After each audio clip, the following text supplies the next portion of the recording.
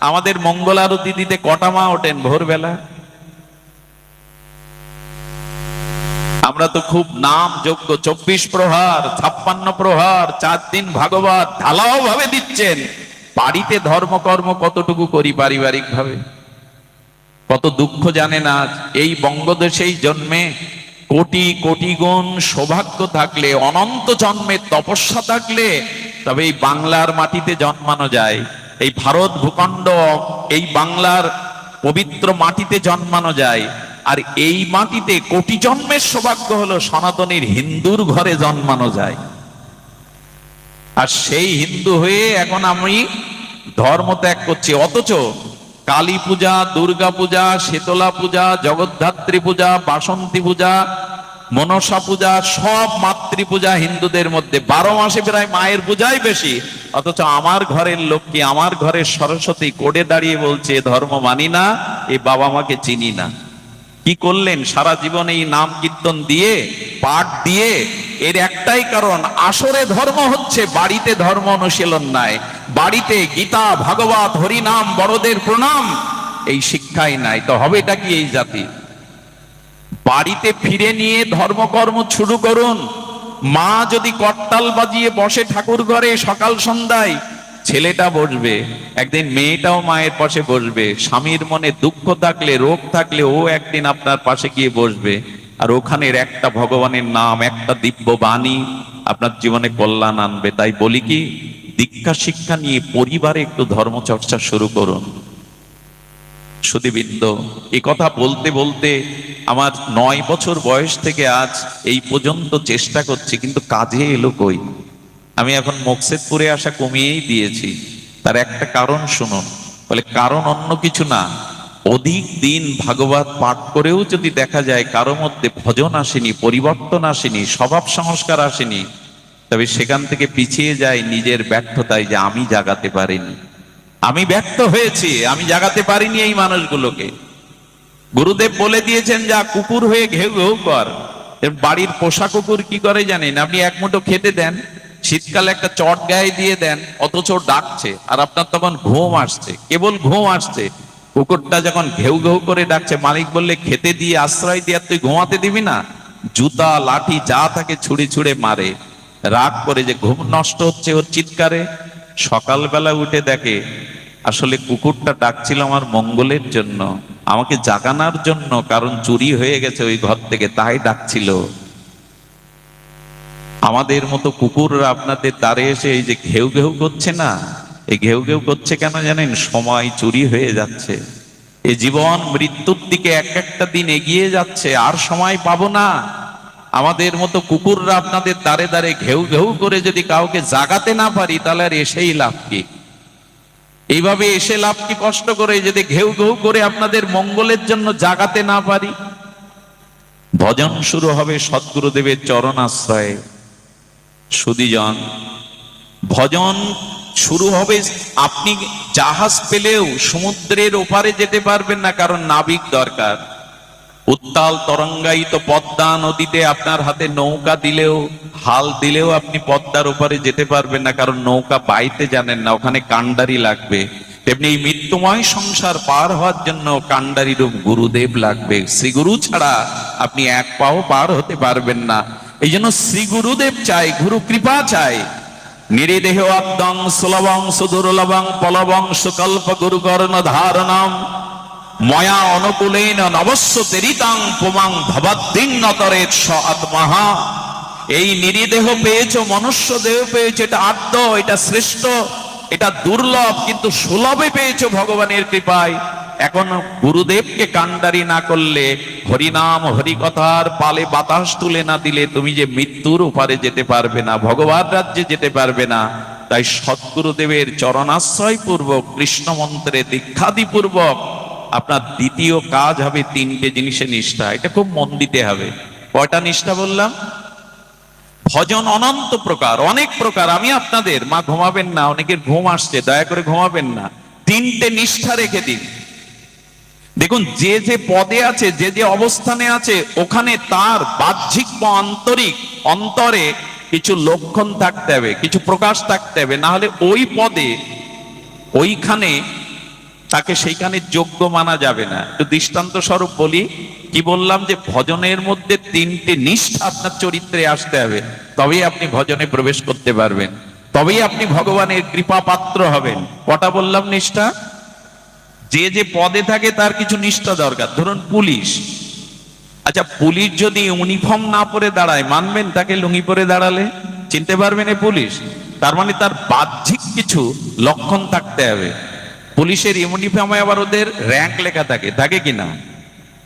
SP কিনা, এটা লেখা থাকে না? র্যাঙ্কও একটা অলংকার তার, এটা হলো তার বাইরের অলংকার। এবং তার পোশাক, তার কাছে আগ্নেয় অস্ত্র থাকে কিনা, পুলিশের কাছে আগ্নেয় অস্ত্র থাকে কিনা, এগুলি থাকাটাই তার বাইরের নিষ্ঠা বা ওই পদের পরিচয়।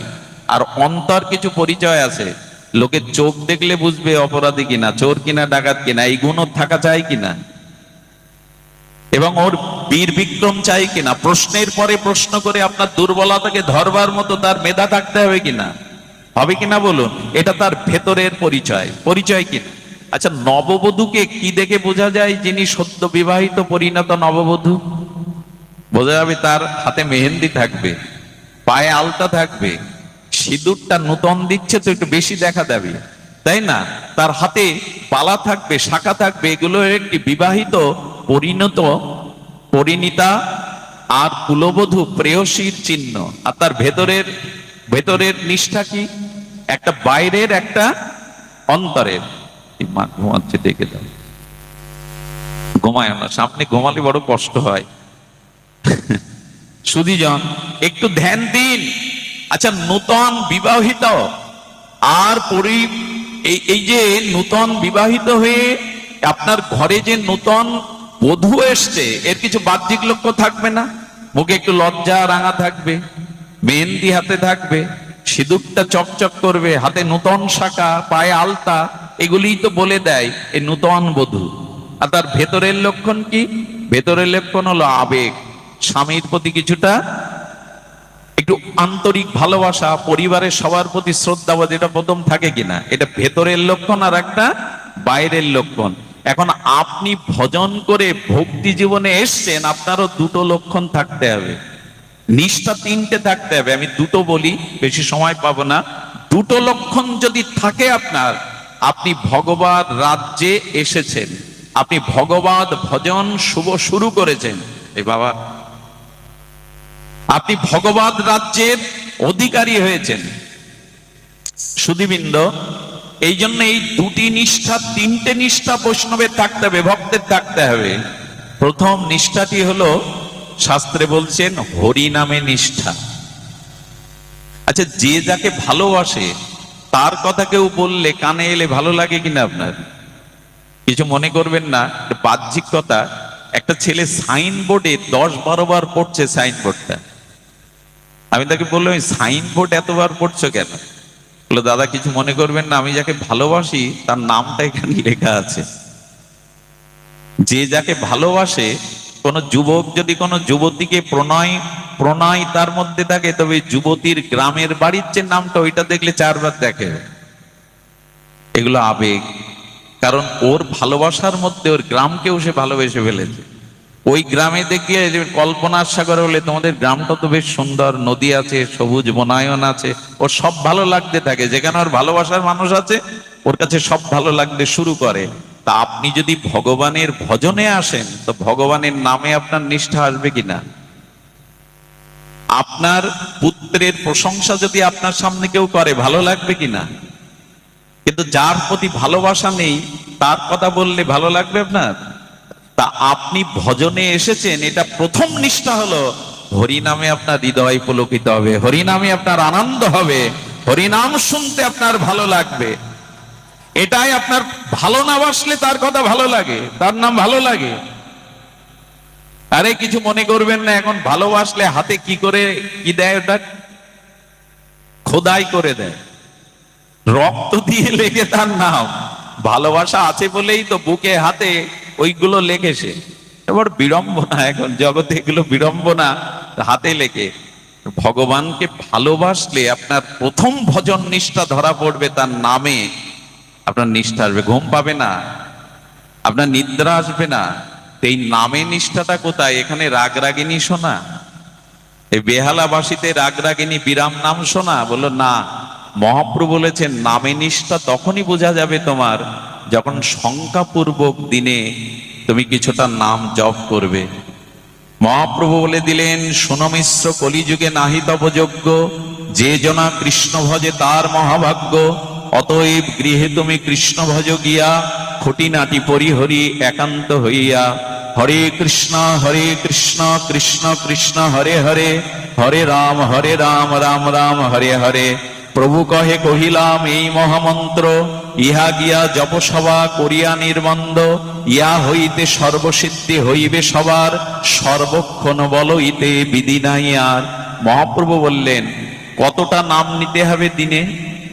অনেকেই প্রশ্ন করে দীক্ষা নিয়েছি কতটা হরি নাম নেব? আমরা বলি কি, হরিদাস ঠাকুর 3 লক্ষ নাম নিতেন। 1 লক্ষ নাম নিলে তবে ভগবান তার হাতে সেবা নেয়। একবার পুরী ধামে মহাপ্রভুর কাছে এক গরিব লোক গিয়ে বললেন, প্রভু তুমি আমার গৃহে যদি একটু ভিক্ষা পেতে, ভিক্ষা মানে একটু আহার পেতে। মহাপ্রভু তাকিয়ে বলছেন, আমি লাখপতির বাড়ি ছাড়া সেবা নেই না।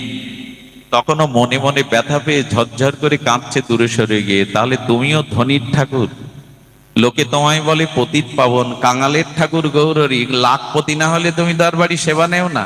ও যখন কাঁদতে কাঁদতে চলে যাচ্ছে তখন মহাপ্রভু ডেকে বললেন, শোনো, আমি লাখপতি মানে লাখ টাকার মালিক বলিনি, যে লক্ষ হরিনাম দিনের মধ্যে নেয় সেই হলো লাখপতি। আমি তার ভিড়ে সেবা নিতে আগামী চলে যাই। এই জন্য বৃন্দাবনে নবদ্বীপে যারা ভগবানের সেবা করে এরা 1 লক্ষ নাম করবেই, না হলে মহাপ্রভু তার হাতে সেবা, আমরা সেবা দেই, দিতে হয়। তাই কার হাতে নেবেন প্রভু? লক্ষ নামই যিনি। সুধীবৃন্দ একটু ধ্যান দিন, নাম ছাড়া এই যুগে আপনি তপস্যা করে, আপনি যাগযজ্ঞ করে, তীর্থ পর্যটন করে এই যুগে কাজ হবে না, আপনি তা পারবেনও না। আপনাকে নাম বিনা কলিযুগে নাহি আর ধর্ম। নামটাকে বাড়ি বসে জপ করতে শুরু করুন। যদি হাতে মালা নিতে সমস্যা হয় অফিসে মেশিনে জপ করুন, তবে মেশিনে জপটা প্রসিদ্ধ নয়। আপাতত করুন, কিন্তু মালা নিয়ে নিন এই তুলসী কাষ্ঠের মালায়। তবে আমি আপনাদের বলে যাই, আচার্যরা বলেছেন কতটা নাম নিতে হবে। শাস্ত্রে বলেছেন 21,600 বার অন্তত ন্যূনতম আপনাকে নাম নিতে হবে। তার কারণ একটা মানুষ দিন রাত্রে নিঃশ্বাস প্রশ্বাস 21,600 বার গ্রহণ করে আর প্রত্যাহার করে। তবে 21,600 বার আমরা নিঃশ্বাস প্রশ্বাস নিতে পারবো না। এই জন্য 16 মালা করলে 25,000 নাম হয়। কয় মালা? 16 মালা জপ করলে কয় হাজার হয়? 25,000। অন্তত ন্যূনম পক্ষে এটা 1 ঘন্টা 1 ঘন্টা 10 মিনিটে হয়ে যাবে। ভগবানের জন্য 1 ঘন্টা সময় 24 ঘন্টায় দেবেন না? তাহলে আর নিজের কল্যাণের, সংসারের জন্য এত দিচ্ছেন, ব্যবসা বাণিজ্যের জন্য এত দিচ্ছেন, ভগবানের আর গোবিন্দ বলে দিয়েছিলেন যজ্ঞ নাম জপযজ্ঞ হস্মি, যত যজ্ঞ আছে তার মধ্যে শ্রেষ্ঠ হলো জপযজ্ঞ। শুধু এইখানে 24 প্রহার নাম যজ্ঞ না, ভগবানের নাম জপ করাই হলো নাম যজ্ঞ। এটা কজন করি আমরা? এই জন্য নামে নিষ্ঠা আসতে হবে। নাম খোলকদ্দাল বাজলেই যেন হৃদয় বেজে ওঠে, কান খাড়া হয়ে ওঠে। কারণ যে যাকে ভালোবাসে তার প্রথম নিষ্ঠা, প্রথম লক্ষণ হলো তার নাম তার মধুর লাগবে, নাম তার ভালো লাগবে। মহাপ্রভু হরি নামে গলদ অশ্রু, আর মহাপ্রভু কাঁদতেন, ধুলাই লোটাতেন। স্বয়ং ভগবান তার নিজের স্বমহিমাযুক্ত নাম নিয়ে তিনি কখনো কাঁদেন, কখনো গড়াগড়ি যান, কখনো উদ্দালিত হয়ে ছুটে যান। তার নামে তার এত প্রেম। একবার নিজে তাহলে যে আমি ভজনে প্রবেশ করেছি, দয়া করে কৃপা করে বাড়ি বসে একটা সময় দিন নামে। এটা ছাড়া কোনো সম্পদ নাই। এক কৃষ্ণ নামের মহিমা কেমন জানেন? সূর্য গ্রহণে যদি 1 কোটি গাভী দান করেন, যেটা কল্পনাতেও সম্ভব না, গ্রহণকালে যদি 1 কোটি দুগ্ধবৎসল গাভী দান করেন, সুমেরু পর্বতের ন্যায় যদি কোনো সোনা দান করেন, আর যদি কোটি কোটি অশ্বমেধ যজ্ঞও করেন, এক কৃষ্ণ নামের তুলনায় তার শত সহস্রের 1 ভাগও না। যদি সূর্যগ্রহণকালে 1 কোটি গোদান করেন, আর যদি তীর্থে 1 কল্পকাল বাস করেন, প্রয়াগে গঙ্গার তীরে 1 কল্পকাল যদি বাস করেন, সুমেরু পর্বত সম সুবর্ণ দান যদি অন্যকে দেন, তবে একটা কৃষ্ণ নামের 1000 অংশের একাংশও হবে না। সেই নাম দিন চলে গেল, জিহ্বা পেলাম, বললাম না। দিবস যামিনী আবোল তাবোল, কত পাঁচাল পাড়িতে পারো, তার মাঝে একবারও কি রাধা মাধব বলিতে নারো। কিছু মনে করবেন না, হোঁচট লাগলে, হাই তুলতে গেলে, একটু আড়ামোড়া খেতে গেলে একটু ভগবানের নামটা অভ্যাস করে দিন, হা রাধে বলে দিন না, ওই নাম হয়ে যাবে। আমরা বাবা গো মা গো বলি, কি বলি? মুসলিমদের দেখেছি, ওরা গাদন খেলাতেই নারায় তাকবীর, ওরা জিতলে নারায় তাকবীর।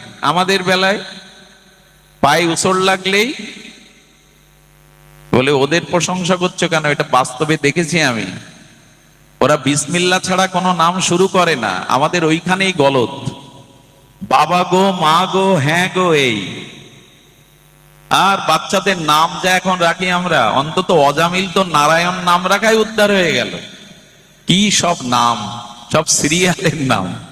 দয়া করে বাচ্চা কাচ্চা হলে আচার্য গুরুদেবের কাছে তার রাশির আদ্যক্ষর অনুযায়ী নাম রাখবেন। ওই নামের মধ্যে আশীর্বাদ থাকে, করুণা থাকে। নামটাও যেন তেন রাখতে নাই, এটাও একটা সংস্কার। আমাদের যে 24টা বা 22টা সংস্কার আছে, নামকরণ একটা সংস্কার।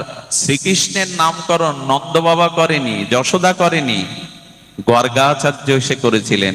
রামচন্দ্রের, লক্ষণের, ভরত, শত্রুঘ্নের নাম বাবা মা রাখেনি, উনি রাজা তবু রাখেননি, রেখেছিলেন গুরু বশিষ্ঠ দেব।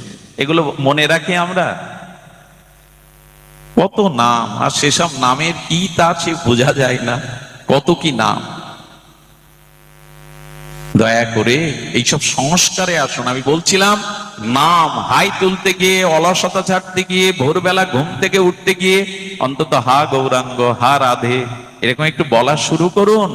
ওই নাম একবার বললেই আপনার সারাদিনের কোথাও না কোথাও চিত্তে ওই নামের মাধুর্য রেগে থাকবে। সুধীবৃন্দর, একটা জিনিস বলি, এই নিষ্ঠাটা দরকার। 3টে নিষ্ঠার মধ্যে এক নাম নিষ্ঠা। আমার হাতে সময় নেই, এই জন্য দ্রুত বলে যায়। দ্বিতীয় নিষ্ঠাটি হলো তুলসী নিষ্ঠা। আচ্ছা, আজ পর্যন্ত দেখেছেন ভাগবত পাঠে তুলসী বিন্দাজি নেই? বিন্দাজি না থাকলে সেখানে ভাগবত হবে না। এই তুলসী হলো দ্বিতীয় নিষ্ঠা। তুলসীতে নিষ্ঠা না হলে আপনার ভজন, আপনার প্রেম ভক্তি হবে না। খুব ধ্যান দিতে হবে। তুলসীতে আমাদের গৃহে গৃহে আছে। আচ্ছা, আপনি 56 ব্যঞ্জন রান্না করলেন, 64 মন্ত্রের ভোগ করলেন, ওদের তুলসী না দিলে গোবিন্দ নেবে? 56 ব্যঞ্জন, 64 মন্ত্রের ভোগ, অথচ তুলসী দিলেন না। শুনে রাখুন, 1 গ্লাস ভগবানের পানীয় জলে তুলসী না দিলে ওটা রাধারানী নেবে না। গ্রহণ, তুলসীবিহীন কোন বস্তু ভগবান গ্রহণ করবে না। তাহলে তুলসী ছাড়া এই দেহটাও ভগবান গ্রহণ করে কি করে? তুলসী ছাড়া এই দেহটাও ভগবান গ্রহণ করে কি করে? পৃথিবীতে শুনে রাখুন, মৃত ব্যক্তির চিতাতে যদি 1 টুকরো দেহ রাখে, যে তুলসী গাছটা প্রকৃতির নিয়মে শুকিয়ে যায়, আচ্ছা দেহ রক্ষা করে, ওই শুকনো তুলসী কাঠকেও মারা গেলে 1 টুকরো চিতায় দিয়ে দেবেন। অনন্ত পাপ ভস্মীত হয়ে সে ভগবত চরণ পাওয়ার অধিকারী রাখে। একটা তুলসী শুকনো কাঠ ওই তুলসী থেকে ছিঁড়ে নেওয়া যাবে না। যে গাছটা দেহ রক্ষা করেছে, ওই কাঠ দিয়ে যদি তুলো ঘি দিয়ে একটু ভগবানের প্রদীপ জ্বালান, ভগবান পরম প্রসন্ন হন। তুলসীর কাঠ দিয়ে তাকে দীপদান দিলে, এই যে মাসটা গেল দীপদানের, এটা ব্রজে অনেকেই ওটি দেয়।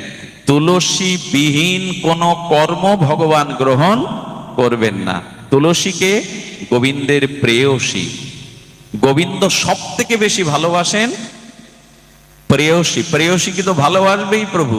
তুলসী ছাড়া কোনো কাজ হয় না। এই তুলসী নিষ্ঠা এসেছে আমাদের। সুধীবৃন্দ, প্রসাদে তুলসী না দিলে 56 ব্যঞ্জন গ্রহণ করবেন না। যারা দীক্ষিত ভক্ত তাদেরও উচিত তুলসীবিহীন কোনো বস্তু না আহার করা। তুলসী দিয়ে একটু জগন্নাথের প্রসাদ না দিয়ে অপ্রসাদিত কিছু পেতে নেই। সুধীবৃন্দ, নিবেদন করি, দ্বিতীয় নিষ্ঠা হলো তুলসীতে। দয়া করে যদি হিন্দু হয়ে থাকেন, আমি জানি না কোন সম্প্রদায়ের, তবে তুলসীর একটা মালা গলায় সরু করে হলেও দিন। 56 ভোগও ভগবান গ্রহণ করবে না তুলসীর স্পর্শ ছাড়া। আমার এত বড় দেহটা ভগবান গ্রহণ করবে কি করে? বলে তুলসীর মালা গলায় দিয়ে যদি মিথ্যা বলি, প্রবঞ্চনা করি, লোক ঠকাই, তবে শুনুন, অনেকেই বলে দাদা এখন ব্যবসা করি আর অনেক মিথ্যা বলতে হয়, এখন আর এই অজুহাতে অনেকেই গলে মালা দেয় না। আমি তাকে উল্টে প্রশ্ন করি, তুলসীর গলা মালাই দিয়ে মিথ্যা বললে দোষ হবে, আর মালা গলায় না দিয়ে বললে দোষ হবে না, তাই? মালা গলায় নাই, মিথ্যা বললেন, ওদের তো কি জাতীয় বুদ্ধি! আমাদের সাধু সঙ্গ না করে করে, শাস্ত্রজ্ঞান না নিয়ে আজকাল প্রায় লোক বলে মালা কি করে নেব, 1000টা মিথ্যা বলতে হয়, 1000টা মিথ্যা কথা বলতে হয়, তো মালা গলায় নিয়ে মিথ্যা কথা বলবো। আরে গলায় মালা না দিয়েও মিথ্যা মিথ্যাই সমপরিমাণ পাপ। বরং যেটা দিলে কি হবে জানেন? এটা দিলে একবারও মনে হবে আপনার, কারণ গাছের একটা ক্রিয়া আছে, শিকড়ের একটা মহিমা আছে। লজ্জাবতী গাছে আজও হাত দিলে ওর পাতা বন্ধ হয়ে যায়, ওর অনুভূতি নাই, স্পন্দন নাই। তুলসী কাঠের মহিমা বেদে যেভাবে বলা আছে, আমাদের বেদের ভাগে যেভাবে বলা আছে, তা অদ্বিতীয় তুলসী মহিমা। যেখানে তুলসী বাগান ওইখানে গোবিন্দের বাস, ওখানেই রাধারানীর বাস। পদ্ম এবং তুলসী যেখানে, হরিকথা যেখানে, ওখানে ভগবান বাস করেন। তো বললেন তুলসীর মালা গলায় দিলে 10টা মিথ্যার মধ্যে একবার বিবেক বলে উঠবে, একটা তো কমা। আচ্ছা, আমি যদি শিকার রেখে আর বড় তুলসীর মালা রেখে এখন সিটির দোকানে গিয়ে বসি, চায়ের দোকানে গিয়ে বসি, সিনেমা হলে বসি, পেছনে যে বসে আছে সে একবার হলেও ঠাট্টা করে শিকাটা নয়, বেটা তোর জায়গা তো এইটা না। এগুলো আমাদের রক্ষাও করে, এগুলো আমাদের রক্ষাও করে। তোর জায়গা তো সিনেমা হল না, তুই এখানে কেন? এগুলো আমাদের জাতীয় পরিচয় দেয়, আমি সনাতনী হিন্দু। সোনার সেন গলায় দিতে আমাদের কত আনন্দ হয়, অথচ যা গলায় পড়লে সাক্ষাৎ ভক্তি ভগবান দিতে পারেন, সেটাই আমাদের লজ্জা। আমাদের মঙ্গল চাই কোন মুখে আমরা? আরে বিদেশিদের দিকে তাকান, জার্মানি, ইউরোপের দিকে তাকান, তারা তুলসীর মালা নিয়ে এখন নবদ্বীপে, মায়াপুরে নৃত্য করছে। আপনার আমার বাধা। একটা অন্তত চিহ্ন রাখুন। একটা কথা বলি, হৃদয়ে লিখে নিয়ে নেন, তুলসীর গলা মালাই নিয়ে যদি আপনি মৃত্যুবরণ করেন, আমি শাস্ত্র থেকে দৃঢ় কণ্ঠে বলছি, আপনাকে নরকগামী হতে হবে না, অধঃপতনে যেতে হবে না। লিখে নিন আপনি। তুলসীর গলা মালায় তিলক যদি থাকে, যম নির্ঘাত বলেছেন, ভগবান বলেছেন, একে তুমি নরকগামী করতে পারবে না। কোথাও না কোথাও তার মঙ্গল লুকিয়ে থাকবে। প্রমাণ নেবেন, যুক্তি নেবেন? একবার আমাদের এক আচার্য পাঠ করতে যাচ্ছেন জঙ্গলের মধ্যে দিয়ে, জঙ্গলে 150 গাড়ি আটকে গেছে। কেন জানেন? সরকারি সিল মারা একটা গাছ রাস্তার উপরে পড়ে গেছে, সরকারি সিল দেওয়া। আচ্ছা, ওই গাছ আপনি হাত দিতে পারবেন প্রশাসনের অনুমতি ছাড়া? রাস্তার ধারে যেসব সরকারি গাছে সিল দেওয়া থাকে, নাম্বার দেওয়া থাকে, ওটা ওদের প্রশাসনের অনুমতি ছাড়া কাটলে আপনাকে জেলে যেতে হবে। এক বাবাজি বলছেন, উনি পাঠ করতে যাচ্ছেন, বলে বা এই তো পেয়ে গেছি যুক্তি। সরকারি সিল থাকলে যদি 150 গাড়ি আটকে থাকে, 1000 মানুষ রাস্তায় আটকে থাকে, প্রশাসনের লোক অনুমতি না দিলে গাছ সারানো যাবে না, তা ভগবানের সিল, তুলসীর মালা তিলক থাকলে জম বা আমাকে সরাতে আসবে কোন কাজে? অধঃপতন অন্তত হবে না। এগুলোতে বিশ্বাস আনুন। এত যুক্তি তর্ক ভালো না, এত কুতর্কের মধ্যে পড়লে আর ওঠা যাবে না। সব বিষয়ে তর্ক আনতে যাবেন না, কিছু জিনিস বিশ্বাস করে মেনে নিন। কেন দয়া করে এগুলির প্রতি নিষ্ঠা আনুন। তুলসী নিষ্ঠা না হলে ভগবত ভক্তি হবে না। আরে কিছুই গ্রহণ করবে না রাধা মাধব। সকালবেলা উচিত কি জানেন? তুলসীকে একটু জল সিঞ্চন করা। আর তুলসীর 9 ভাবে সেবা হয়। তুলসী দর্শন, তুলসী স্পর্শন, শ্রাবণে তুলসী শ্রাবণে, আষাঢ়ে রোপণ, তুলসী সংরক্ষণ যাতে পাতা খেয়ে না যায়, আর তুলসী চয়ন, গোবিন্দ চরণে পূজন, আর তুলসী আরতি, তুলসী পরিক্রমা। এইভাবে 9 ভাবে যে তুলসী শরণ নেয়, কি বলা হয়েছে? যে তোমার শরণ লয় তার বাঞ্ছা পূর্ণ হয়। এ কি শুধু গাওয়ার গাওয়া, গীতিকারের গান? গান না, এগুলোই ভজন। যে তোমার শরণ লয় তার বাঞ্ছা পূর্ণ হয়। শুনে রাখুন, ব্রহ্ম হত্যা, পিতৃ হত্যা, মাতৃ হত্যা, পৃথিবীতে জ্ঞাত অজ্ঞাত সারে যত পাপ আছে, তুলসীকে 4 বার প্রদক্ষিণ করে প্রণাম করলে সেই পাপ নিষ্কৃত হয়ে যায়। জানি কানি চা ব্রহ্মহুতানি তানি চা তানি তানি প্রণশ্যন্তি প্রদক্ষিণ।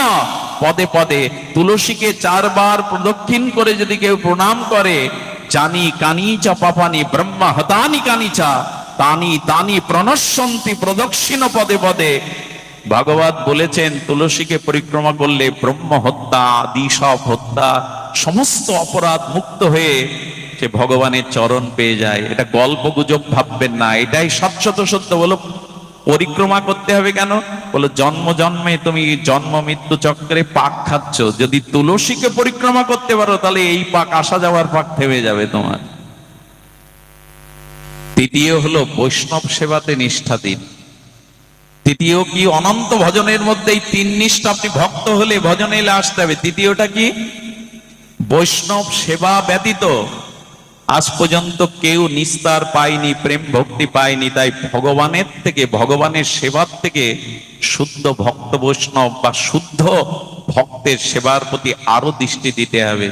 যে গিরিয়ে বছরে 2টো বৈষ্ণব সেবা হয় না, একটু হরিনাম হয় না, ওটা শ্মশান ভূমি। ওখানে প্রাচুর্য আছে কিন্তু শান্তি নাই, অভিশাপ বিরাজ করে সেখানে। তাই সামর্থ্য থাকলে আয়ের একটা অংশ ভক্ত সেবায় দিতে হয়। পৃথিবীতে সেবার থেকে বড় ধর্ম আর সেবাই। দেখুন ভগবান প্রসন্ন হয় সেবাতে, ভক্ত সেবাতেই ভগবান প্রসন্ন হয়। ভগবান বললেন আমার সেবা যে করে সে আমার ভক্ত না, আমার ভক্তের যে সেবা করে সে আমার ভক্ত। ব্রহ্মাকে বলেছিলেন ব্রহ্মা আমাকে যে ভোগরাগ দেয় মন্দিরে, ওটা আমি দৃষ্টি দিয়ে স্বীকার করি, জিভা নেই না। বলে তাহলে দিয়ে লাভ কি? যদি আস্বাদন না করো কখনো নাও না। ব্রহ্মাকে গোবিন্দ বলেছিলেন যখন কোন শুদ্ধ ভক্তকে কেউ সেবা দেয়, ওই ভক্তের জিহ্বায় বসে আমি রসাস্বাদন করি। শুধু ভগবানকে সেবা সেবা আর ভক্ত সেবা একাধারে, গোবিন্দ সেবা ভক্ত সেবা 2 একাধারে, এই দুটোই। এই জন্য ভক্তের জিহ্বায় বসে এক মুঠো ভক্তকে দিন, তাতে কোটি কোটি সেবা পূর্ণ হবে। তাই বৈষ্ণব সেবার নিষ্ঠা রাখুন। পরিশেষে এইটুকু বলি, ভগবত ভজনে যদি এসেই থাকেন তাহলে দয়া করে সংসারে এইটুকু তো। আপনাদের একটা ছোট্ট ভক্তমাল লীলার কথাই আমার বিশ্রাম কথা, ছাড়তে ইচ্ছা করে না কেন জানি না। যারা লোভী তাদের সামনে লোভের খাদ্য দিলে কি হয়? জ্ঞান থাকে কতটা খাবো, তারা তো খেতেই থাকে, পরে যা হয় হবে। নিশাতলায় এখানে যে পরিবেশ, সেখানে কত মানুষ কষ্ট দূরে দাঁড়িয়ে আছেন। আমি মনে করি সার্থক আপনাদের জন্ম। আজ এই মঙ্গলময় ভজনের সাক্ষী হয়ে থাকলেন আপনারা। শুনুন ভজনের একটা দিব্য চরিত্র, আমি ভক্ত চরিত্র না বলে শান্তি পাই না। এক ফালি চাঁদের এক ফালি একটু চমক ভক্ত চরিত্র। আমাদের ভক্তমাল চরিত্রে আমাদের মহারাষ্ট্রে, এই মহারাষ্ট্রে তখন রাজেন্দ্র বর্গপ্রথা ছিল। এক রাজার যিনি সেনাপতি সম্পর্কে তিনি আবার নিজজন হন, কাকা, ওই দেশে চাচা বলে কাকাকে, তো কাকা হন, আবার তিনি সেনাপতি। শ্রী অঙ্গদজি ওনার নাম। কি নাম? আরেকবার বলি, শ্রী অঙ্গদজি। এই ভক্তমাল চরিত্রে খুঁজে নেবেন মহারাষ্ট্রের এই অঙ্গদজি, শ্রী অঙ্গদজি, ইনি সেনাপতি রাজা এবং জ্ঞাতিসূত্রে উনি আত্মীয়। এই কথাটা একটু মন দিয়ে শুনুন, ভক্ত চরিত্র তো। এই শ্রী অঙ্গদজি উনি ছিলেন ভগবত বিমুখ। কি ছিলেন? ভগবানকে সহ্য করতে, কিন্তু ব্যতিক্রম হলো ওনার স্ত্রী। উনি আবার হরিকথা হরিনাম বৈষ্ণব সেবা ছাড়া থাকতে পারেন না। সংসারের সব থেকে বড় যন্ত্রণা কোথায় জানেন? সংসারে স্বামী স্ত্রীর মধ্যে দুজন যদি 2 মুখ হয়। পৃথিবীতে সব থেকে বড় যন্ত্রণা গৃহে যদি একজন ভগবত মুখী আর একজন ভগবত বিমুখী হয়। এর থেকে অভিশাপ, এর থেকে বড় যন্ত্রণার সংসারে নাই। ভক্ত কি বলে জানেন? ভক্ত বলে হাতির পায়ে পিষ্ট করে আমাকে মারো, আমাকে নরকে ফেলে দাও ভগবান, কিন্তু তোমাতে বিমুখ, কৃষ্ণ বিমুখ কোনো অসতের সঙ্গ যেন আমাকে না পেতে হয় কখনো। শুনুন, আমাদের শাস্ত্র বলছে প্রভু আমি নরকে যাই, ক্ষতি নেই, একদিন পাপ ক্ষয় হলে আবার ফিরে আসতে পারবো, আমাকে হাতির পায়ে পৃষ্ঠ করে মারুন, আপত্তি নাই, কিন্তু কৃষ্ণ বিমুখ ভগবত বিমুখ কোনো অভক্তের সঙ্গ আমায় দিও না। আমি অনুরোধ করি, সব ক্ষতি হয়ে যাবে যদি অসৎসঙ্গ থেকে যায়। আচ্ছা, এক বালতি জলের উপরে এক টোপ সরিষার তেল ফেলে দিন, কি হয়? ওই এক বিন্দু তেলটা দেখবেন বিস্তার লাভ করে, সঙ্গে সঙ্গে ছড়িয়ে পড়ে। আপনার জীবনে যত অর্জন থাকুক, যদি অসৎসঙ্গের পাল্লায় পড়েন তো বিস্তার লাভ করবে, অন্য সদ্গুণগুলো ডুবিয়ে দিয়ে আপনার প্রতি একটা প্রভাব বিস্তার করবে। অসৎসঙ্গের এমন মহিমা। তাই ভক্ত বলছে, নরকে দাও পাপ ক্ষয় করে আবার ফিরে আসবো, কিন্তু কৃষ্ণ বিমুখ কোনো সঙ্গ দিও না। এদের সঙ্গ পড়লে তো ওনার স্ত্রী ভগবত ভজন করেন, বৈষ্ণব সেবা দেন। একদিন শ্রী গুরু পাদ পদ্মকে বাড়ি এনে ভোজন করিয়ে ভজন করাচ্ছেন, বৈষ্ণব সেবা দিচ্ছে। 10-12 জন গুরুদেবের সাথে আসছেন, ভগবত পাঠ করছেন। আর শ্রী অঙ্গদজি বাড়ি ঢুকেই তার মাথায় গেছে গরম হয়ে, ভক্ত সহ্য করতে পারে না তো। বাড়ি ঢুকেই বলছেন, আমার বাড়ি, আমার অনুমতি ছাড়া ও যা বললো তাই এলেন, আর এইখানে আমার ঘরে ঢুকে সব এখানে চলবে না, বেরিয়ে যান। শ্রী গুরুদেবকে অপমান করে তাড়িয়ে দিল। শ্রী গুরুদেব ওই মায়ের দিকে তাকিয়ে তার সজল নয়ন দেখে আশীর্বাদ করতে করতে চলে গেলেন। এতটা আঘাত পেল ওনার স্ত্রী যে আজ বাড়ির উপরে গুরুদেব অপমান হলো। এই মুখ্য দেখানো কারো উচিত? তো শত কোটি বার আত্মহত্যা করলেও, আগুনে দেহটাকে পোড়ালেও এই পাপের প্রায়শ্চিত্ত। খুব ব্যথা পেল, কিন্তু ব্যথা পেলে ঘোমটাটা টেনে দিয়ে কি বললো জানেন? এই মুখ আমি তোমাকে আর দেখাবো না, বিবাহ করে এনেছো, তোমার এই অন্ন, যে অন্ন গুরুদেব আজকে অপমানিত হলো, এই অন্ন আমি পাবে না, এই দরজা দিয়েই আমি এই ঘরেই মৃত্যুবরণ করবো, এর দায় থাকবে তুমি। কিন্তু এই অঙ্গদজির একটা দুর্বলতা ছিল স্ত্রীর উপর, উনি অসাধারণ সুন্দরী ছিলেন। আর সুন্দরের প্রতি তো মানুষের দুটো জিনিসে খুব আকর্ষণ হয়, টাকাতে আর রূপে। এই দুটো যেখানে দেখবেন সেখানে আকর্ষণটা খুব তীব্র হয়ে ওঠে, রূপ এবং অর্থ যেখানে আছে। যেমন মধু থাকলে ফুলের মধ্যে, ভ্রমরকে ডাকতে হবে না, নিমন্ত্রণ করতে হবে না, ওরা এমনি এসে যাবে, প্রজাপতি ভ্রমর। যেখানে টাকা আছে আর রূপ আছে, এইখানে কদরের অভাব হয় না, এইখানেই আসক্তি থাকে। তো এই অঙ্গদজি, তার স্ত্রী সুন্দরী এবং গুণবতী ছিল, এই জন্য প্রবল একটা আকর্ষণ ছিল, ওনাকে না দেখে থাকতে পারতো না। এখন 2 দিন যখন ঘরে দরজা দিয়ে জলবিহীন পড়ে রয়েছে, কান্নাকাটি করছে, তখন দরজা খুলে বললে, দেখো তুমি যা বলবে মেনে নেব, কিন্তু এভাবে পড়ে থেকো না। আমি এমনি বলেছি, অন্যায় হয়ে গেছে, কিন্তু তোমাকে আমি মনে প্রাণে ভালোবাসি। উনি চিন্তা করলেন, এই হলো সুযোগ, এই সময় যদি তার পরিবর্তন, কারণ ইনি তো জ্ঞানী, এই মহিলা ভগবত ভজন করেন, বললেন এই হলো সুযোগ তাকে পথে ফেরাবার। দরজা খোলার আগে বললে, একটা শর্তে যদি রাজি থাকো তবে আমি ঘুমটা খুলতে পারি, মুখ দেখাতে পারি, অন্ন জল পেতে পারি। সেটা হলো, আজ থেকে তোমাকে সাধুগুরু বৈষ্ণব সেবা নিজে করতে হবে, তাদেরকে আর কখনো উপেক্ষা করতে পারবে না। আসলে মোহ আছে তো স্ত্রীর প্রতি, অপরূপ রূপ আছে। ও সিদ্ধান্ত নিল, হ্যাঁ আমি দীক্ষা নিয়ে তোমারিতে আর কখনো বাধা দেব না, আর আমিও এই পথে আসবো। সুধীমণ্ডলী গুরুদেবের কাছে গিয়ে ক্ষমা চাইলেন, আমাকে ক্ষমা করুন। সাধুর গুণ তো ক্ষমা করা। দীক্ষা নিলেন। আর কি করেন জানেন? জগন্নাথের মূর্তিতে মাঝে মাঝে তুলসী দেন, ফুল দেন। ধীরে ধীরে, আমি একটা কথা বলি আপনাদের, কারো ঘরে যদি গুণবতী স্ত্রী থাকে, কারো ঘরে যদি সতী সাধ্বী রমণী থাকে, আর সে যদি একটু ভগবতমুখী হয়, তবে অসুরকেও সে মানুষ করতে পারে, এই ক্ষমতা ওদের আছে। অনেক মাতালকে, অসুরকেও সেই পথে আনতে পারে, এই দৃষ্টান্ত আমাদের দেশে অনেক আছে। নারী যদি সতী সাধ্বী পরায়ণা হয়, নারী যদি ইষ্টপ্রাণা হয়, অসুরকে, মাতালকেও সে সুপথ দেখাতে পারে। এই হলো তাদের সর্ব। নারী পারে না এমন কোনো কাজ নেই। যেমন নরকে ডুবাতেও পারে, ওইখান থেকে তুলে আবার ভগবত রাজ্যেও নিয়ে যেতে পারে। একটা জিনিস শুনুন, কোন পুরুষ কোন নারীর প্রেরণা ছাড়া আজ পর্যন্ত এগিয়ে যেতে পারেনি। যারা এগিয়েছে দেখবেন, মা হোক স্ত্রী হোক, কোন রমণী হোক, কারো না কারো প্রেরণা, তার পেছনে। মহাপ্রভু গম্ভীরাই যেতে পারতেন না বিষ্ণুপ্রিয়ার ত্যাগ না থাকলে। পরম পুরুষ রামকৃষ্ণ পরমহংসের পর্যায়ে যেতে পারতেন না মা সারদা দেবীকে পাশে না পেলে। আরে কৃষ্ণের মহিমা এত থাকতো না যদি রাধা রানী গোবিন্দের বামে না দাঁড়াতো। শ্রী শক্তি হলো প্রধান। এই জন্য কোনো পুরুষ আজ পর্যন্ত এগিয়ে যেতে পারেনি কোনো রমণীর পেছনে প্রেরণা ছাড়া, শুদ্ধ সতী সাধ্বী কোন কুলবতী রমণী। শুধু জন এই জন্য মায়েরা পারে না এমন কাজ নয়।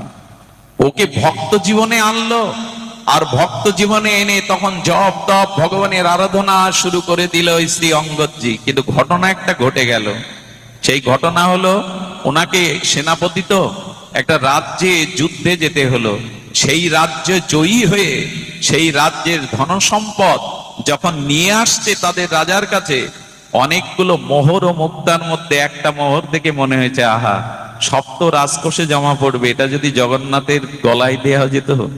এই মণিটা অদ্ভুত অলৌকিক, ওই একটা মণি রেখে দিয়ে রাজকোষে সব জমা দিয়েছে। কিন্তু একজন গিয়ে নালিশ করেছে রাজাকে, মূল্যবান দুষ্প্রণীয় একটা মূল্যবান মণিও গোপনে রেখে দিয়েছে। তখন বলা হলো, যাও ওকে বেঁধে আমার কাছে নিয়ে এসো, আর যদিও না দেয় আগে তাকে আমার কাছে আনো, ও কিসৎ জবাব দেয়। মনে নিয়েছো? অঙ্গদজি বললেন, নিয়েছি, তবে সব জমা দিলে এটা আমার স্বার্থের জন্য নেইনি, আমি জগন্নাথকে দেব বলে নিয়েছি। তো বললেন, আপনার তো অনেক মণিরত্ন আছে, এটা আমার জগন্নাথের জন্যই। বলে, ওই মণি আমার চাই। উনি দিতে রাজি হলেন না, চলে গেলেন। এখন সহজভাবে ওনার সাথে যুদ্ধ ঘোষণা করলে ওনার দুর্নাম হবে সেনাপতি। আর উনি কি করতেন, প্রসাদ ভোজী হয়ে গেলেন। এই রাজারই একটা বিধবা বোন তার একটা ছোট কন্যা নিয়ে থাকেন, ভগবানের সেবা পূজা করেন জগন্নাথের। ওনার কাছ থেকে এই অঙ্গদজি প্রতিদিন দুপুরে প্রসাদ পান। আর এই বোনকে বলল, আমি তোকে অঢেল সম্পত্তি দেব, অনেক কিছু লিখে দেব, তোর কন্যার ভার আমার, ওকে খাদ্যে বিষ দিয়ে মেরে ফেল, মণিটা আমার চাই, মণিটা আমার চাই। মানুষ স্বার্থের জন্য কি না করতে পারে, খাদ্যে বিষ দিল। আর যখন অঙ্গদজি এসেছেন, প্রসাদ নিবেদন হলো সামনে, ভোগারতি হলো, যখন ওকে দিয়েছে, আর এই নিয়ম কি জানেন, শ্রী অঙ্গদজি ওই যে বাচ্চা মেয়ে আছে ওই বিধবা মায়ের, ওকে এক মুঠো না দিয়েও খায় না। বলে, মা মেয়েটাকে দেখে দাও। এইবারও তেবড়ে পড়ে গেছে, মেয়েটা না খেলে তো আমি খাই না। 1 ঘন্টা খাদ্য নিয়ে বসে আছে, ওকে আড়াল করে রেখেছে। মা তো বিষ মাখানো মেয়েকে কি দেবে? কিন্তু মেয়ের প্রতি ওর ভালোবাসা থেকে তখন ওর হৃদয়ের বিবেক খুলে গেছে, আমার মেয়েটাকে এত ভালোবাসে, ওকে না দিয়ে খাবে না। ক্ষমা চেয়ে বললেন, ওটা খাবেন না, ওতে বিষ। পূর্বের ঘটনা খুলে বললেন। আমি গল্প শোনাচ্ছি না আপনাদের, ভক্তমাল চরিত্রে এই মহারাষ্ট্রে ঘটে যাওয়া একটি দিব্য ঘটনা। তখন বললেন, আপনি খাবেন না? বললেন, আজ এটাই খাবো আমি, কারণ আমার কষ্ট কি জানো, এটা ভগবানকেই তুমি দিয়েছো নিবেদন করে। আমার জন্য আমার প্রভু আজ বিষ খেয়েছে, সেটা আমার কাছে বিষ নয়, ওটা প্রসাদ আমিই পাবো। কি বলবো আপনাদের, ভগবানে বিশ্বাস মানুষকে কি করে দেখুন, প্রসাদে বিশ্বাস কি করে, ওই প্রসাদ পাওয়ার সাথে সাথে তার দেহের জ্যোতি 100 গুণ বেড়ে গেল। আচ্ছা, 1 গ্লাস জল আর সাধারণ জল পান করা, আর ওই 1 গ্লাস জল রাধা মাধবের অভিষেক করে ওই জল পান করা, এই দুটো জল কি এক? একটা বাজারের একটা বাতাসার, এখানে হরিনামে লুট দেওয়া একটা বাতাসার মান কি এক? কখনো এক হতে পারে না। তেমনি ভগবানে নিবেদিত হওয়ায় মীরার বিষ অমৃত হয়ে গেছিল, মনে আছে? মীরার বিষ অমৃত হয়ে গেছিল। অমৃতলে রাজা এই সংবাদ জানতে পেরে অদ্ভুত ভাবে আত্মার রূপ জ্যোতি মহিমা দেখে বললেন, প্রসাদের এত মহিমা। তো সুধীবৃন্দ, রাজা কিন্তু বিষে যখন মরল না, তখন বলল কি, এক কাজ করো, ওকে বেঁধে রেখে আমার কাছে আন, আমি জোর করেই মণি নিয়ে নেব। রাজার সেনারা আসতে গিয়ে বলল, একটা অনুরোধ রাখবে, মণি আমি রাজাকে দেব, ওই যে সামনে সরোবর আছে, ওখানে একটা ডুব দিয়ে আসি। সরোবরে ডুব দিয়ে বললে, জগন্নাথ, তুমি তো শুধু পুরীতে নাই, তুমি তো এখানেও আছো। আমি তোমার কাছে যেতে পারছি না, কিন্তু তুমি তো আমার কাছে আসতে পারো। আমার হাত তোমার পর্যন্ত যাবে না, কিন্তু তোমার হাত তো আমার কাছে আসতে পারে। জগন্নাথকে স্মরণ করে, গলায় মনে মনে স্মরণ করে সরোবরেই মণি দিয়ে দিয়েছে। সুধীবৃন্দ, কি বলবো, যখন উঠে এসেছে রাজার কাছে এসে বলছেন, আমি সরোবরেই মণি জগন্নাথকে নিবেদন করে দিয়েছি, ওটা আপনাকে আমি দেব না। সরোবরে ধীবরদের এনে জাল ফেলালো, ডুবুরি ফেলালো, কিন্তু মণি আর নাই। বলে, মণি তুমি তো ফেলোনি, ফেললে পাওয়া যেত। বললো, যার মণি যদি দেখতে চান তো তার কাছে যান। রাজা লীলাচলে লোক পাঠালেন, গিয়ে কি দেখলো জানেন? জগন্নাথের বুকে হার রূপে সেই মণিটা জ্বলজ্বল করছে। এবং আজও প্রতিদিন সিঙ্গার করে জগন্নাথকে ওই মণিটা পরানো হয়। আজও আজকের দিনেও জগন্নাথকে ওই মণিটাই পরানো হয়। এই হলো ভক্তের নিবেদিত ভক্তিতে ভগবানের গ্রহণ। যে যেখানে থাকুন ওইখান থেকে মন প্রাণ